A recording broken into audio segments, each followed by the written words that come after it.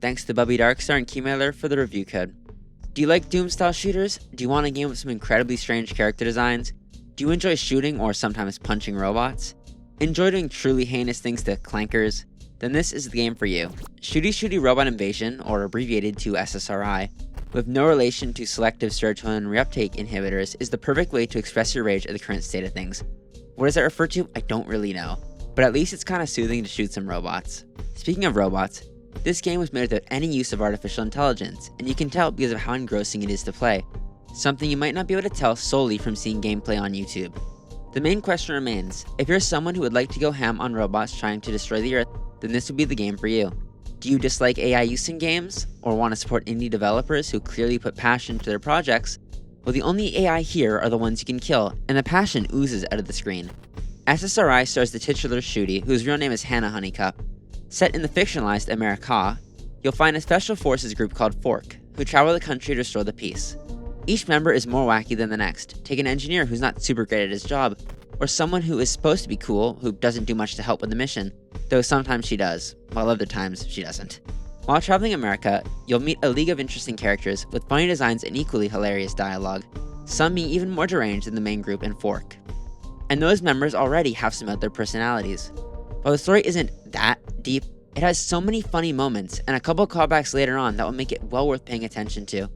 But what will you be doing in SSRI? Obviously, you'll be shooting robots trying to invade America. Maybe you'll do some minigames like fishing or treasure hunting on the beach.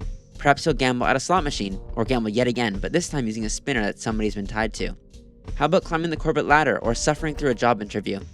In total, Shooty Shooty Robot Invasion contains 6 levels, each being pretty long. This game has loads of content, especially for the price point. It took me a little over 6 hours to reach a single credit.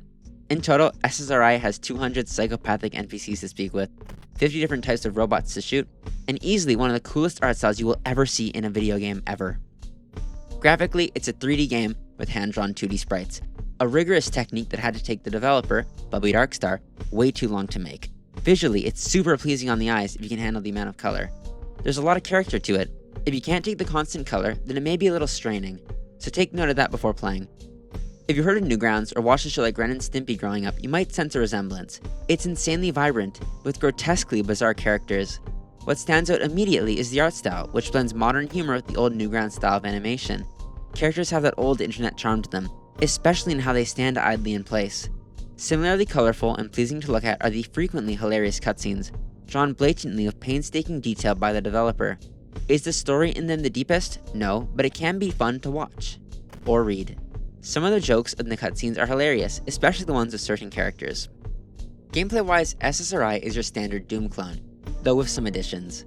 The game includes a dash/sprint to spice up movement, grapple techniques to traverse the environment, a charge punch to charge at robots, and once again, a flair that makes the game fun.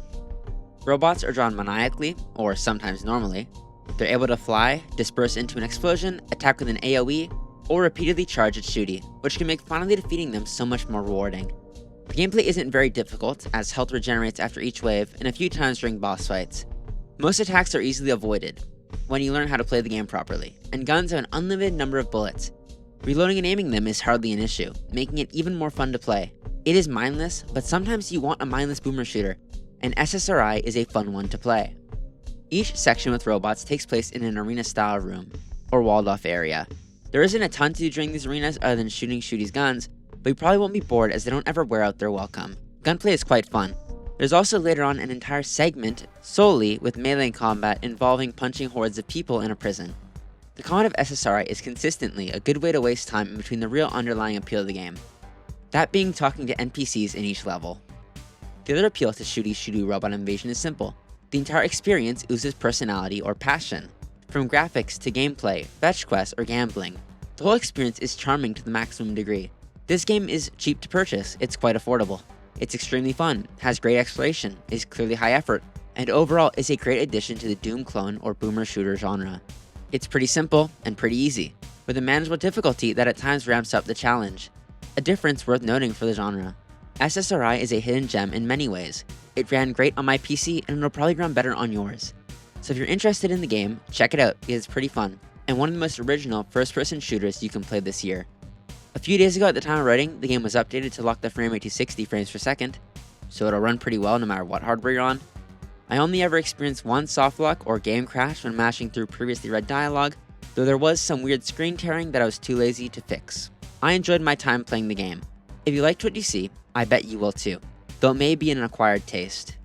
Once again, thanks to BubbyDarkstar/Keymailer for the code, and check the game out, it's quite good. Thanks for watching the video. If you enjoyed it, leave a like, comment something for the algorithm, and subscribe for more. All those are super helpful for small channels like mine. Click the videos on screen now and hope you have a great day.